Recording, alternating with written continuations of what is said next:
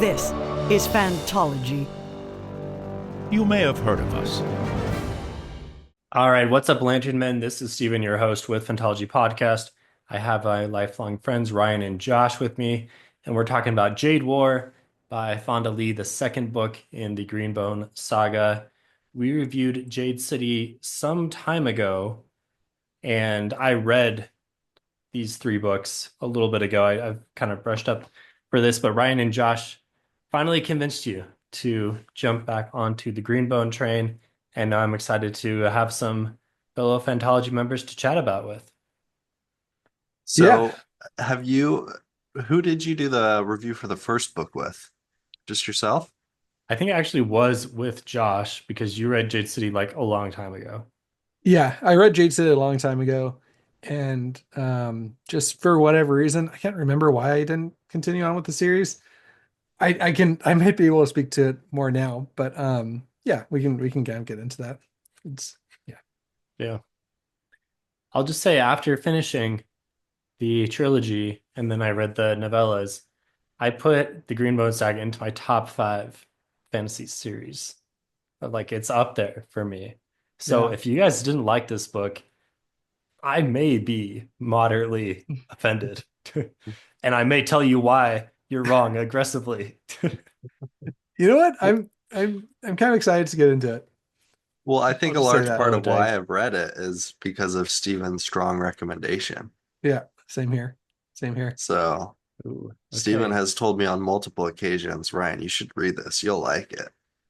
And I think that he doesn't do that lightly. Yeah. Yeah. Oh, shoot. Okay, this sounds foreboding. So we'll just go ahead and get right into it. We're not going to do no spoilers. The whole thing's going to be spoiler-rific, Through book one and but two. through book one and two, we won't talk about Jade Legacy at all, which, Ryan, it sounds like you have just kind of barely started, and I obviously knows Mhm. what happened, but we won't talk about it at all. Okay. Deal. Okay, so like, do you want to continue to be coy about Yeah. opinions or This okay. All right. I might just go on a little mini rant here, I guess. oh Um, gosh. not, so I'll start out by saying, I totally understand why this series would be in like someone's top five. Okay. So like that being said, Uh, I don't think it's quite for me. Um, mainly because I don't care about any of the characters. dude, I just really don't. Um, and we're obviously going to get more into man. this. But the only characters I kind of care about, I care about Andon. I care about Andon. I care kind of about Shay. Other than that, if somebody died, I wouldn't care. Um, Hilo, don't care. He don't care at all. Um, and so that as kind of somebody who's a very character focused reader, somebody who's like Stephen King is up there in my favorite authors because of his character work. Brandon Sanderson, I know that his characters are kind of like a lot of archetypes, but I really like his books in large part because of the characters. And so that's made it really hard for me to really like enjoy these books.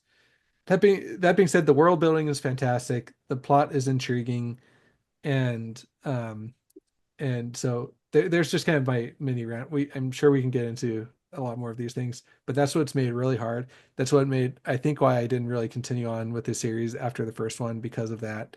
And yeah. Hmm. Well, going along with what Josh said, I think I do agree with some of what you've said. I don't think like the characters are the strong point of the book, but I do think I enjoy, like our two main characters, Andon and Shay, quite a bit. Hilo, I did like Hilo a lot until partway through this book, and you know, the part where he does the really horrific thing and kills his sister-in-law and like kidnaps his nephew. And I mean, I guess it's like a testament to Fonda Lee's writing, just like how horrific that was to me. Um, but from that point, I'm like, Hilo is almost irredeemable. and we'll get more into that later. Um, but I love the world that Fonda Lee has created. It's really interesting, like this Yakuza like mafia, and then you mix in bioenergetic Jade. I think that's awesome, and the martial arts. So all of that is it's really fun for me. I don't see this as like a top five series for me. So I think I'm probably in the middle between Josh and Steven. It sounds like Josh is enjoying it.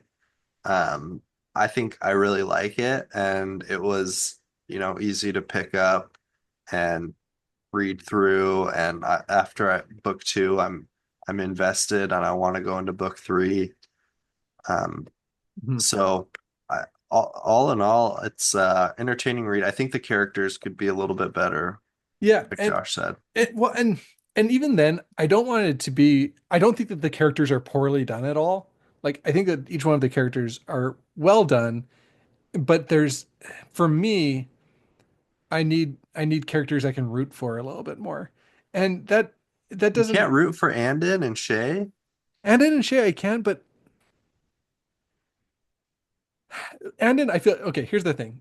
Andon, I feel like he was kind of taken out of the rest of the storyline for most of the first and second book. Like he isn't really even part of the main storyline until like 2/3 of the way through each of the books. So I feel like I enjoy Andon's character, but he's not interacting with any of the other characters for large sections of the book. So it's kind of like if I was reading like a novella with Andon, sure, but like it feels like it kind of hurts the it feels like I either just want to get back to reading about Andon because he's like my favorite character, or I want to get back to the actual main story of the book. And so it's hard for me to balance that. Shay Shay is a little bit different. Throughout most of the first book, she was my favorite character to read about. And through most of the second book, that holds true, except for I did like Andon's parts um, in Hispania. But again, like it's just not enough to for me. I think Shay's character is not enough for me to really like get into it. So do you think if you would like the story more if Andon had remained in John Loon and See he that was that kind of more central? and that's kind of the hard part is because I feel like the reason why I like Andon is because he wasn't having to deal with all the politics. Like his story wasn't bogged down with all the politics. But then that brings it to be like, well, it, it's kind of like a catch 22 because like I like Andon because I get to know his character instead of worrying about like kind of these family struggles. But then I don't really it makes it hard because I don't really his character isn't central to the story. So then I like it kind of hurts getting back into the rest of the story when I'm reading about his character. And I feel like what he does get pulled back in each of the books to the wider conflict, but not so much that it like really it's kind of just like okay, now he's back into the wider conflict for these like very specific scenes, which were very cool scenes, the big fight at the ending of the first book and then the assassination at the end of the second book. Those are cool, but like I don't know. That's kind of where I'm at with it. Mm. So the thing, I love the characters. I think the characters are like the thing about this Okay. book. So why is it that, I mean, I get not cheering for Hilo. He's very up and down. We can talk about uh that dynamic. I think there's a good conversation to be had there. But what makes these characters not interesting to you? Because I see these as like deeply flawed human characters that are like really just fascinating to read through. I've been trying to think a lot about that because I do think that like with the first law, I love the first law, and they are also deeply flawed characters that are fascinating to read about. I think I think for whatever reason, I just haven't found a real way to root for these characters. Because even in like the first law, instead of like Mark Lawrence's books, even though the characters are bad people or deeply flawed, I'm still rooting for them in some way. And I think it might be with these books, maybe it's because of like the different cultural representative with like the clan being first, like the clan being the biggest thing, then like I'm almost more invested in like the future of the clan than I am with each individual character, but I don't really enjoy that as much. I don't know I'm excited to talk about for those reasons why the characters aren't really hitting for me the way the characters in like something like a First Law does. I mean, I think that um, the prose and wit of the first law go a long way in making those characters unique and likable. And I don't know, I don't think that the prose in these books is really comparable. It's not the same. And It's a part of it, more, yeah, it's a much more like detached style. The story just kind of runs along. At times, it's kind of being told to you, and then you zoom in on like individual conflicts or scenes, and then you kind of Mhm. zoom out. I feel like that the lens of the story is changing quite a bit. So Yeah. yeah, I get that, but I mean, you guys were both saying you had a hard time cheering for the characters. If we were comparing to First Law, the First Law characters, I mean, they're not even morally gray. I Most of them I are just I, like straight up bad people.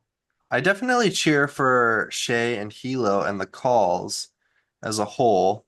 I really liked Lon and but Hilo is at this point, like I said, he's basically like unredeemable in my eyes. And so I'm like, in my view, like in this story, I'm like, he's gonna die, you know? Like he basically like if you can't redeem him, you know, he's gotta die at some point. And so I just don't feel like Yeah.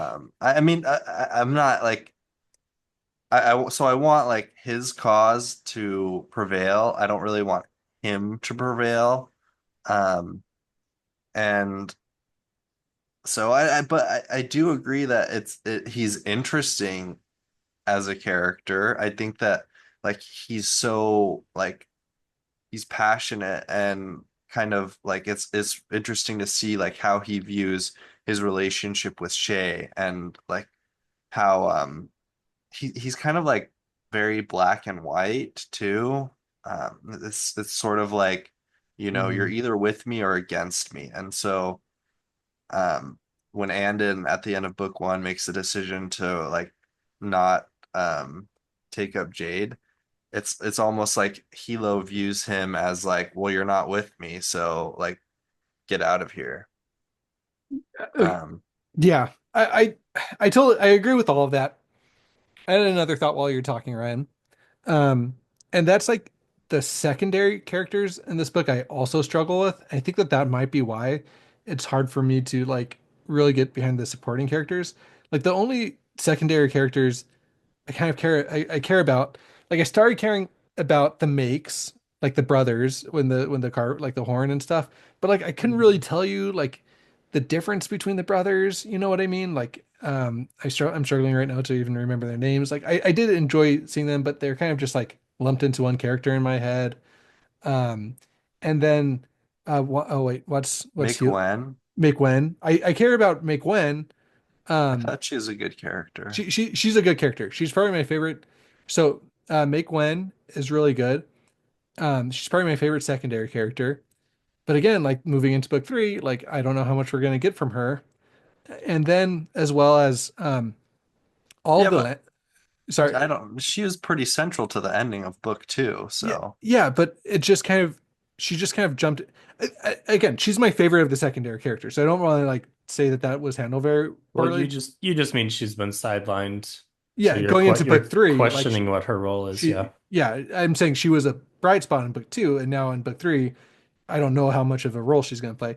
Like any of the Lantern Men, I couldn't really tell you anything much about them. You know, you got the guy that lost the two arms that's now making the alcohol. Like that's kind of cool, I guess. And but it just seems like these kind of characters come in for like a cameo appearance every now and then, and so Mhm. there's not a whole lot to like work off of out of secondary characters. Versus like the first law, you have like a whole list of like roster of like secondary characters like friendly or whatever that like are also really interesting and you care about. Um, and then Friendly is like not a big secondary character. well, the guy I that mean, well, He's funny, but he's like the first one that jumped into my mind. But you know what I mean? Like early, the guy that's always telling the guy that we thought was like a Joe Abercrombie insert. I'm trying to remember his name. It's been a while since I've been in the first law, but who? like the playwright guy. Um, Oh, sorry. I thought you were talking Spillian about like yeah, Spillian Swarzbeck. yeah, I yeah. thought you were talking about Fonda Lee No, no, inserted somebody like Joe Abercrombie into her book. no, no. Anyway, I'm jumping back between first law about how like first law there's like tons of secondary characters that are intriguing. Versus this one, like it's just kind of like I can try and remember what Lantern Men, like if they've been in a scene or whatever before. Um, and then the other thing is Ike is a really interesting kind of secondary character. And all of her, like my favorite scenes are in the book that are in the book are all the scenes with her and Shay. Like those are by far my favorite scenes in the book. Like the ending of the first book, the last scene, or one of the last scenes in the Mm. first book, the duel in the second book, when she confronts her again. I think that was in the second book, the ending of the second book. I just started the Yeah, third book. Yeah. So when she yeah. confronts her again, then It's like like those are halfway through, a little bit more than halfway through. oh yeah. Okay. So like those are all like my favorite scenes in the book. But like it's just like she's such a good villain but we don't get very much from her, you know? And so it just I kind of struggle with stuff like that. Like I feel like I just need Yeah, more villains that I'm like actively rooting against, or more secondary characters that I'm actively rooting for, or more primary characters that I'm actively rooting for. And so none of this, like if somebody's not a very character focused reader, and Steven, I understand why that you're saying they're like the best part of the book for you, but for me, I'm just like missing something. So anyway, yeah.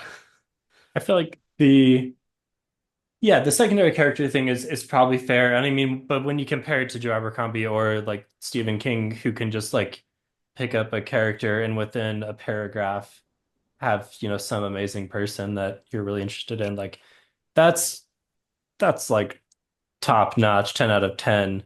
Yeah, but And when if every story could have that. But I guess like when you're talking about like, okay, this is a top five novel for me, that's when like I kind of expect people to be able to do that if it's going to Yeah, be like a top five for me, you but know? I mean, I don't think the point of this is ever to say the secondary characters are amazing. I think the point of it is a very deep dive into this family, into the Mhm. Call family, right? And then a deep dive into the just like the Kekinese culture and how how the clan war and dynamic affects everything, to kind of explore this like really conservative, hardline, clan over everything type of conflict that Hilo represents versus more of like a modernization type of thing. And then also, I think it's interesting, like the diaspora of all of these different like Kekanese offshoots that are introduced Mhm. that, kind of are part of this international conflict and this like pseudo real world history. Like those are the focuses of the book. And I also think the plot is pretty engaging, like moves along pretty well. Like I said, it zooms in and zooms out. So the boring stuff is kind of skipped over and then you get something interesting and we explore that a bit. But I mean, for me, by the time I was finished with Jade Legacy, it was just like it was like a big show hole where, all of these characters that I know really well that are really interesting are just kind of like the story's over with. And so when I say, top five series, it's because there's not a lot of series that like actually make me feel that way, where I'm so invested in the people that I really feel like I know them forwards and backwards, and they're like that interesting to read about. Yeah. Yeah. Fair, fair. Let's talk about the Hilo thing a little bit because I'm interested in takes on like why he's irredeemable or not or whatever. Like first of all, to establish the so he goes in and he tries to reason with his sister-in-law. Her name it's Enyi. I don't remember how they pronounce it, like Amy I something think or I like Oh, always Amy. it always sounded like Amy almost to me, like Amy. Yeah. Yeah. yeah. Okay. Amy, something like that. So he goes in to bring Nico back. He tries to reason with her, and her husband, her new husband is Her there, partner. I don't think they're right? married. Yeah. Okay, partner. And then he gets word that he needs to come back and he can't negotiate anymore. And so he just decides like ultimatum, I'm gonna kill you and take the kid, right? That's basically how it went down? Well, yeah, well, no, he was gonna need to come back, and then when he came back, or he needed to go back home, so then he went to go talk to her like a day before I think he was scheduled to leave, and he was like in the middle of her like packing up her bags to flee.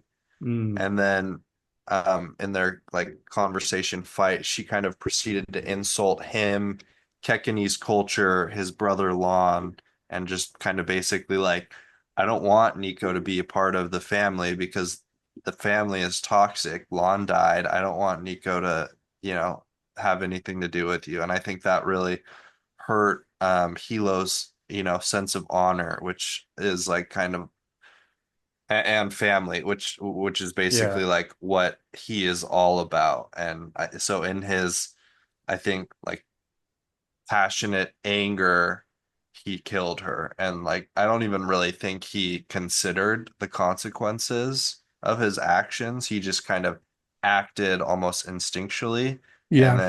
then took his nephew. But it was like the scene to me was so horrific because it was like his nephew was just waking up from a nap and then just like kind of crying and then like wakes up and finds like is like trying to wake up his mom, on the couch. And it was just like, I have a son around that age, he's almost like 2 years old. And like I just something like that. I think that also like it's a powerful scene on its own. And then if you have like some like personal thing where you could like insert yourself or people into that same situation, it becomes even like, more emotional. He's basically Voldemort in that scene, right?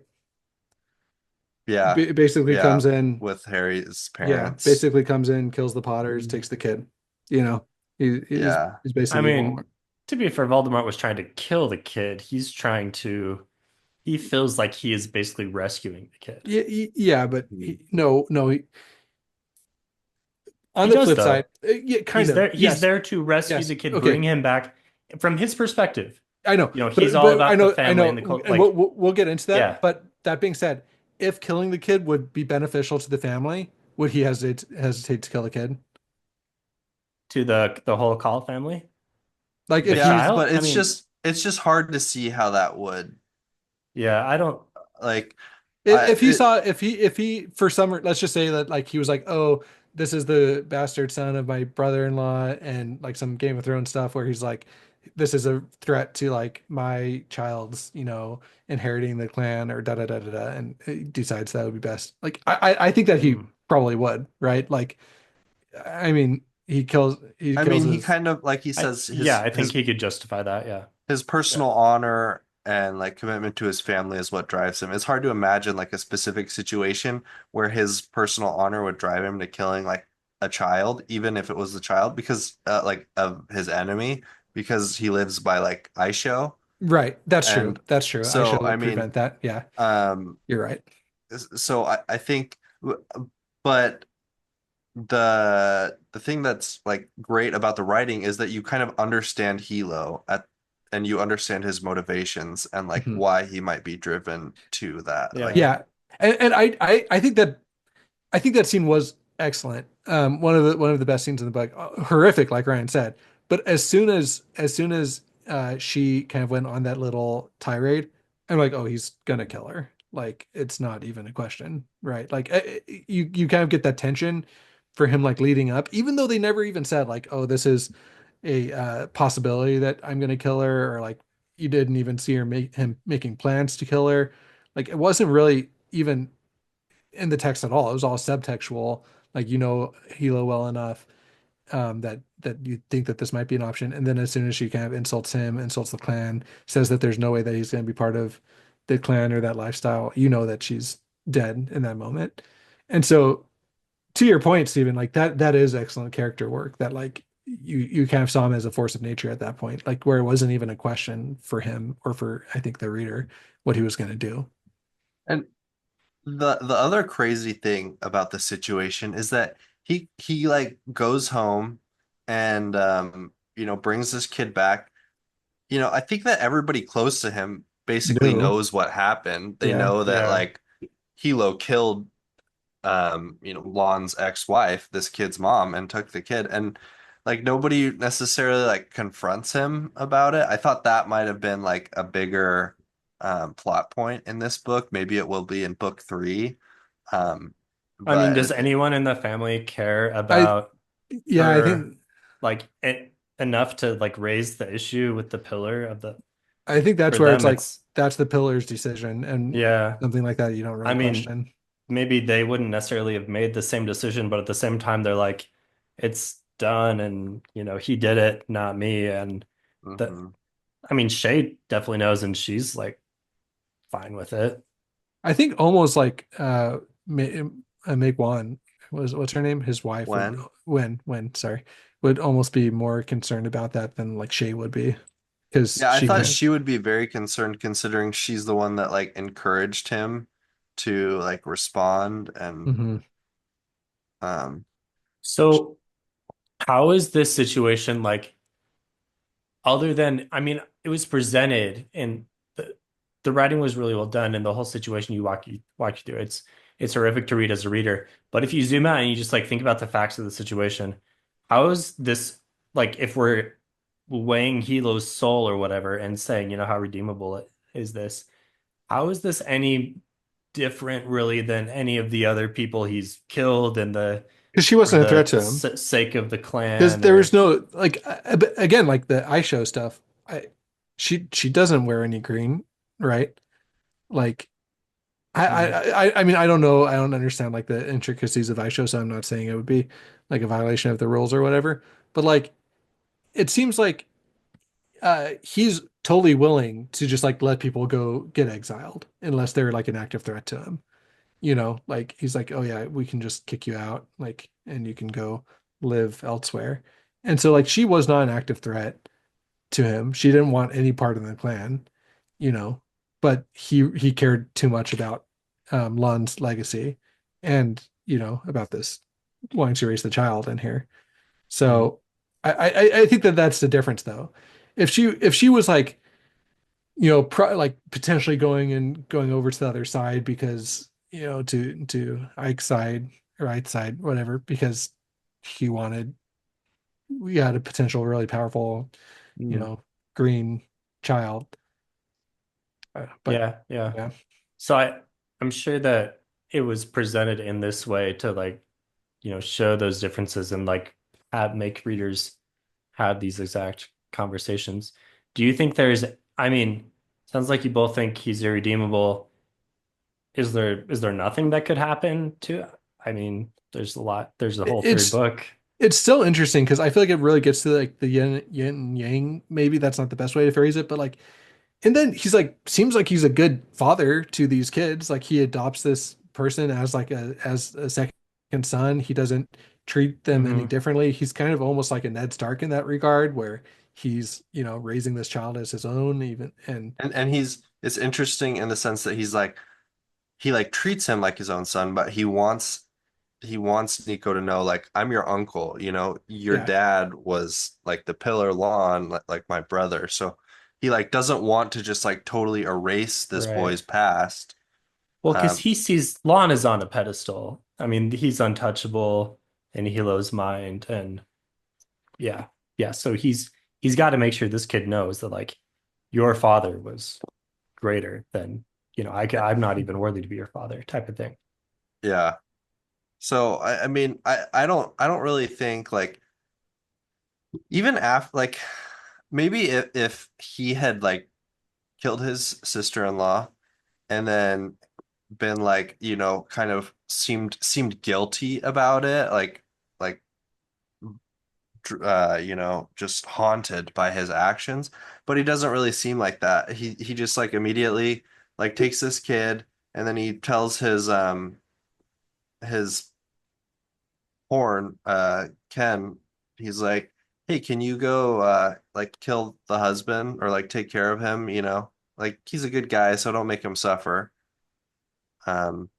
But that was like also very like callous, and after that he hasn't really seem to regret his actions at all. So I'm just like, even though like he's good in some instances, he's horrific in others. Like I don't see this type of guy being the person who can lead the Call clan into like a better world or better the Mhm. clan.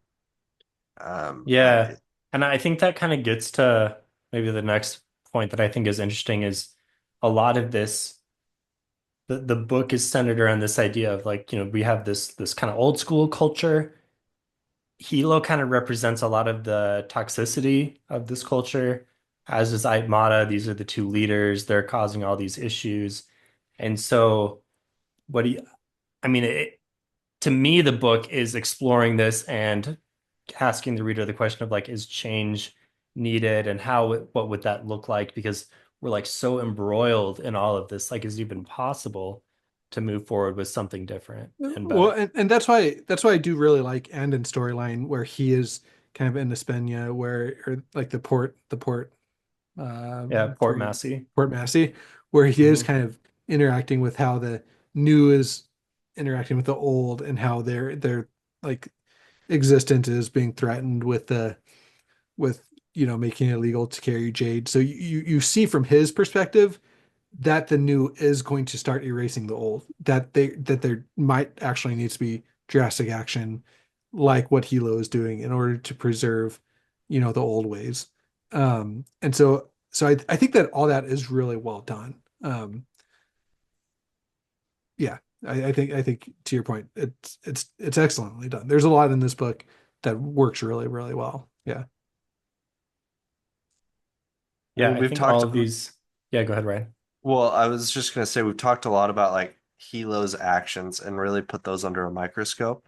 It really is a contrast. I think that equally like Shay has some incredible moments in this book. Like how she goes from at the beginning or not maybe kind of close, like the first third of the book, she finds Doru, and even though she knows like Doru betrayed the clan, um, and was like a pedophile and sexually assaulted a lot of young girls, she like still has these memories of him like as a fond uncle, and she's not able to kill him. And contrast that to the end of the book with Morrow, her lover, and she Mm. like is able to kill him because she knows that if she doesn't, he's gonna be tortured and killed by his brother and his brother's lieutenant. That was a rough scene. Yeah. So it's Yeah. like she's also interesting to like understand her motivations and how they change throughout the book. And or I mean, Yeah, I I don't know if completely. they change, but her No, actions change. she definitely. It goes back to where she's kind of she's also similar to Andon, like where she starts off, and especially in the first book, as being somebody who is going to try and start incorporating seemingly, the new ways and benefiting the clan by maybe modernizing a little bit. And that's kind of the impression I got. And it seems like Hmm. you're seeing her go back from that. You know what I mean? You're seeing her like when she challenges I with the clean blade, and goes through that duel, which we should talk about. That was another really cool scene. But like, how she keeps and then the whole thing with her lover, like recognizing that there is no redemption for him after he betrayed her like that, even though he didn't even, and like he was kind of blackmailed, and like he's kind of understandable why he did what he did, but Well, like was it that there was no redemption for him? not in her eyes, I don't I, think. I think there was in her eyes. I think she understood why he did what he did. I think And she understood, but there wasn't a question on if he was going to die or not. There well, was certain, yeah, do you just mean redemption like for her? Like, would she be willing to understand him or like redemption for his like I, life, I'm extending his life past the situation? well. That's what I think. Shay in book one maybe would have tried to scheme against Hilo and save his life. like tried to sneak him out, like said, "Oh, I'll deal with this," and sneak him out some way and try and do an elaborate thing to make her maybe make him think that he died when he didn't or whatever. And now by the ending of book two, she's just like, "No, he betrayed the clan. He's gonna die," and maybe make it painless, maybe the same way Hilo had made it painless, you know. But like it wasn't a question on if that was like worthy of death in her eyes.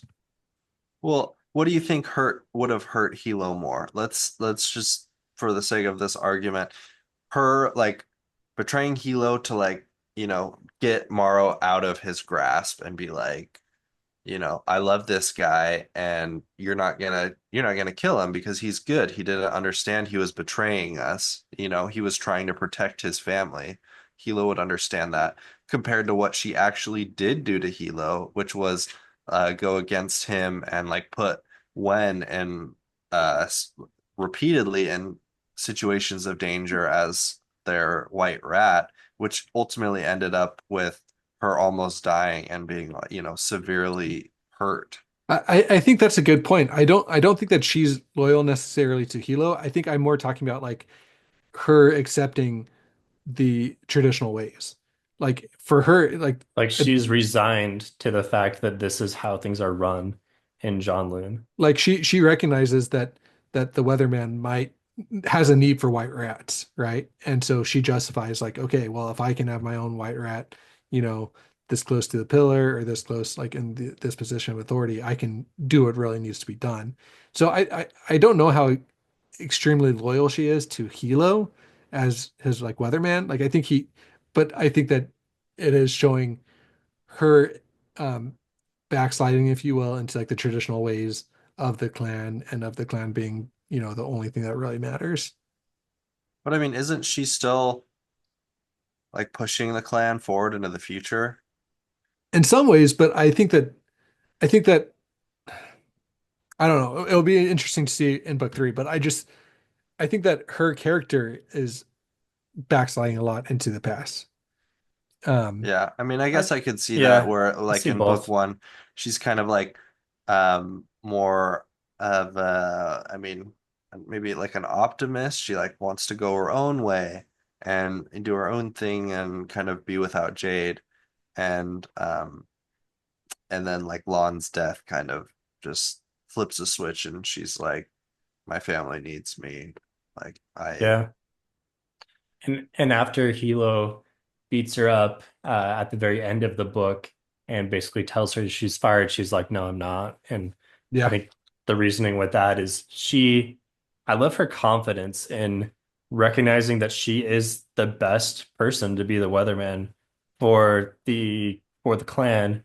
Therefore, how could she resign or how could she let Hilo push her out? Even if Hilo is the pillar, she has to protect all these people and she's the best one for it. So like, no, she's And, basically like surrendered herself to this duty. and it goes to show you, going back to Ryan talking about how like she couldn't kill her uncle and like all that drama with the older weatherman and the uncle and everything with them working against the clan. Like I think that she starts to see not them justifying that, but starts to see the humanity in that because she's able to see the mistakes that the pillar makes, um, as the and does see that Mhm. like okay that sometimes the weatherman might need to work against the pillar's stated Yeah. directives.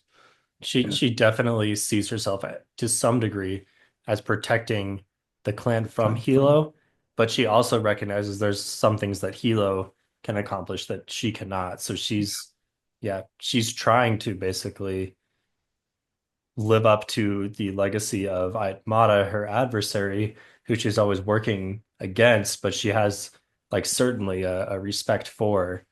And I think these like two really strong women leading both clans. I mean, Hilo is leading the No Peak clan, but like most of the strategy is coming from Shay, right? yeah.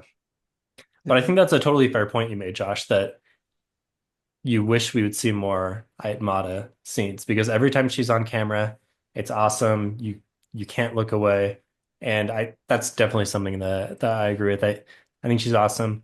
To some extent, you could say like, well, since there are limited scenes, it makes each one like, More impactful. a limited feature. You can't miss it, right? But at the same time, like she is a cool character that I wish you got a little bit more of. You do get more in Jade Legacy, and probably my favorite scene of the series really kind of gets to this dynamic, which I obviously won't spoil, but I I think it's mean, really it cool. it is interesting how Aitmata has been pitted more directly against Shay, I think, Then against Tila. than Hilo. And it just kind of like goes along with my theory that, Hilo is irredeemable. Like he is going to die before the end of this series, and Shay is likely going to be the one to take his place. And I guess that it'll So be if someone had interesting to to take his see. place, you would go with Shay over Andon. Yeah, I was gonna say I would almost rather have it be ended. Well, it's not. I don't think it's who you'd rather it be. I think it's well, that's who you think would Yeah, logically you're would right. happen. I think it would be Shay. Yeah, I mean, I think that at this point, with Shay's character, she wouldn't accept anybody else. that's true. I And to think, be fair, Andon did kind of turn his back on the clan. Yeah, so I don't even know if I would have it be I Andon. mean, Shay views this. If Hilo were to die, Shay would view it like this is my birthright, and Mhm. she all my like at this point, she might be like Mata, where when the pillar died, Mata's like, "This is my birthright. These people are going to try and stop me. Oh I need man, to kill them to make it how happen." sad would it be if Shay killed Andon? I mean, yeah, that would be pretty devastating for her character. Uh, I feel like we'd go fully grimdark at that point if that if happens. like Shay Um, kills Andon and Make Wen and like just like genocides her clan or Just Queen's whatever the house. term. That maybe Well, but we do see yeah. that she is like foiled really well with Aitmata. Like that's what we were just talking about. Like Yeah. she is the mhm, like they're the foils, not her and Hilo. yeah. And Oh, for sure.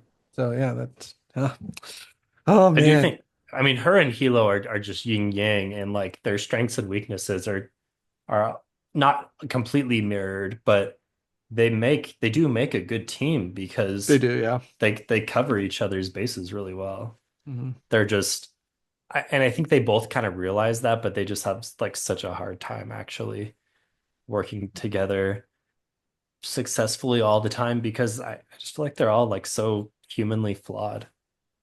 Hmm. So, what's the one question that one thing that I was considering as I was reading through the second book is what is the purpose of focusing so much on all of the kids? Because it's a trilogy and you kind of assume that, you know, most of our main characters, like the ones performing most of the actions, are the adults that we know. And so I thought it was very interesting that the kids were this big focus of the story because it's either Yeah. like these kids are going to be used as plot devices because they're children that could be abducted or, like done something to, or what? Like, what are we doing here with all these kids? Yeah, that is an interesting point because I mean I don't really know. Well, obviously Josh and I don't know what happens in book three yet. But we do know it's like a trilogy. Um, so I don't know exactly where it's wrapped up, but it's like I could see, if Shay's generation is kind of like finished after book three, y- she could write another trilogy and you know, that takes place like 20, 30 years in the future, in Hmm. which Nico and Rue, is that the name? Yeah. Those two are like, Pillar and um, Weatherman. yeah, or maybe even at odds with each other, just based on the history of um, Hilo and Annie. So yeah, I think that those are all really great things. I think it comes down to a few things. One, I think it does a good job at humanizing Hilo. Um, and does some needed character work with him. Two, I think that like Ryan said, I think that might be setting up, a possible sequel trilogy. Um, and then I had a good third one, like kind of plot devices like you had mentioned. of being like raising the stakes a little bit. Because, and that's another kind of criticism I have is like, do I want No Peak to win in this clan war? Like, I guess, Mm, yes. But like, am I going to be devastated if they don't win? I don't know. But if I do see these kids growing up and like care about the future of them being like, do I think that like Aitmata would let them live? Like, absolutely not. So like, if I start to care about mm, these like little kids, then I would probably get more invested on actually wanting No Peak to win. Because again, like mm. I care, I do care about Shay. If Kilo were to get blown up, I wouldn't really care that much. And then is off. Well, I guess he's, I don't know. He's kind of like his future is a little bit uncertain, right? Where he's going to be. So like, I Yeah. don't really know. So maybe it's there's some Hmm. good reasons, but So yeah, they It could be it used as emotional, pull at the heartstrings type yeah. of devices. Okay. so I mean, I like that question. It does make me think. There have been times in the series where both Hilo and like Mata have been hinted that they would violate Aisho, under the right circumstances. Like with Shay's duel, Hilo was ready to, kill Mata, even if she had won the deal, and killed Shay under the right circumstances. He had them surrounded, and he was ready to start an all-out bloodbath if Shay had died there. Um, Mm, and I forget the exact circumstance. I guess like um, I guess the mountain like kind of giving people shine and um like basically arming them and telling them to go after like No Peak's interests, and like them hurting people who weren't Greenbones is also kind of a violation of ISHO, and um like creating shine factories in other countries just kind of seems a little bit sleazy. So where I'm going with this is like I could see uh Mata finding kidnapping Nico, knowing that he's the future of No Peak, because she's obsessed with uniting the clans. And there's this whole issue of succession in the mountain. So it's like, what if she kidnaps Nico and like names him her successor?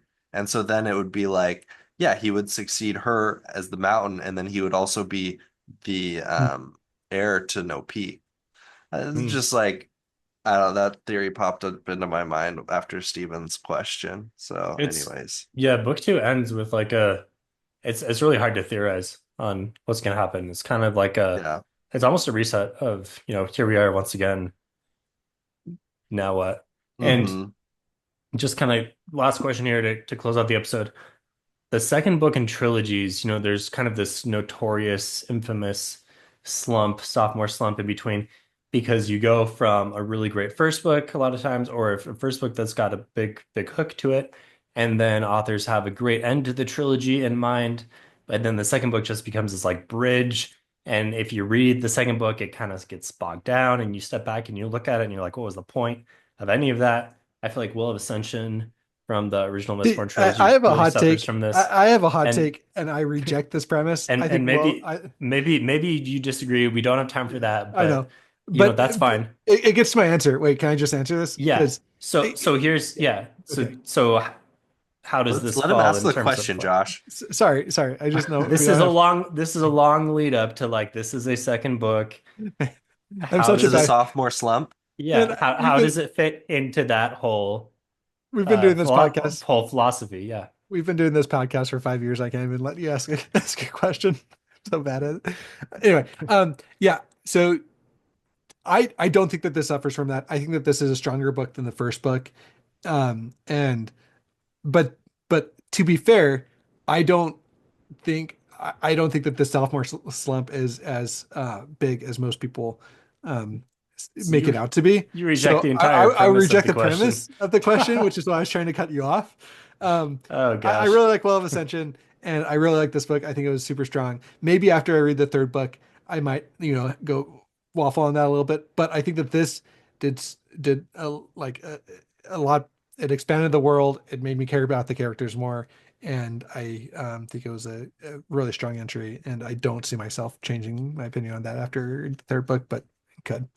Sounds like I I talked up Josh's, either that or he's just being nice to me, because that answer was more positive than the So, review you gave at the beginning of the and, episode. and that was something I do want to get into. I have some very strong criticisms on why this book isn't like a top book for me, or top. I don't see it being a top series for me. But I don't think I said strongly enough. I totally understand like why this book would be considered great and be considered in people's top three or even favorite series. Like I totally understand that. It just suffers from like the biggest thing that holds it back from me really enjoying it is that character work, which is why I wanted to talk about at that beginning. But I don't think I would rate this book like below like a 7 out of 10. It's an excellently done book. It's just hard for me to really have it be like a top five Yeah. series for me. For Yeah. for me, just so real quickly, so I usually say I don't remember what I said exactly on my review, but looking back, I think the books are something like City 7 out of 10, War 8 out of 10, Legacy 9 out of 10. So Hmm. I just felt like the trajectory was super good. Okay, Nice. Ryan, do you want to answer the question, or do you also reject the premise? I don't reject the premise of the question. I think that um, book the second book also often suffers from the fact that it needs to set up a greater conflict in the third book, whereas the first book is introducing the conflict. And anyways, I think that in some aspects this does suffer from that, mainly the fact that um, the conflict between the mountain and No Peak has taken a back seat. It's more of like an economic conflict at this point. There's no more like street war where we're getting like green bones fighting over territory. Um, Hmm. and in some aspects that's good because you do get to see more of the world and world building, and you get to see Andon go to Espania and like see their economic interests develop and change and the political workings of KCON. But I do miss more of like the Green Bones dueling over territory aspect that I think I would expect Hmm. with like a Yakuza story. Mhm. Yeah. Yeah, fair. This one is all about characters, family, politics. And I could see I could see an argument saying, well, this just kind of seems like it's setting up another book. And, every book in a trilogy is kind of setting up another book. So I don't know, we'd have to have a longer conversation there. But yeah. All right, Lantern Men. Thanks for tuning in. If you want to hear more from Pentology, you can join our Discord. Invites are on the episode description. Let us know what you think of the Greenbone Saga. Hopefully, you side with me a little bit more, but I mean, I think it was a good conversation. I respect the differing opinions. And I think this could be an episode where I can hear some listeners jumping in and wanting to argue with us. So if you want to do that, if you liked any of our arguments, then jump on into Discord and we'll chat more. I have one parting question for big fans of Fantology. If the members of Fantology were Greenbone Clan, who would be the Pillar? Who would be the Weatherman? Who would be the Horn? Um, Ooh, and if We anybody need wants to comment on that, that'd be interesting to hear. we I mean, need we Steven would need probably be Pillar. Steve would be Pillar. I think it's Weatherman oh, and Horn would be the. what's the saying? The The Pillar is um the clan is my family and the Pillar is my I don't know. Yeah, I something think cool. Ben and I would be the Makes. Uh, Yeah. uh, I think who, Jake would be the Weatherman. Yes. Jake would be the Ryan would be Ryan I'd would be be a luck no bringer. McWen or Big Wen, what? White rat. I mean, yeah, she's pretty cool. I guess I wouldn't mind. Ryan's the pretty face on Fantology. I guess I wouldn't mind being met Wen. I like that. All right. Yes, definitely a follow-up discussion there as we slot ourselves into the book. Okay, thanks, All right. guys. We'll see you See you later. guys.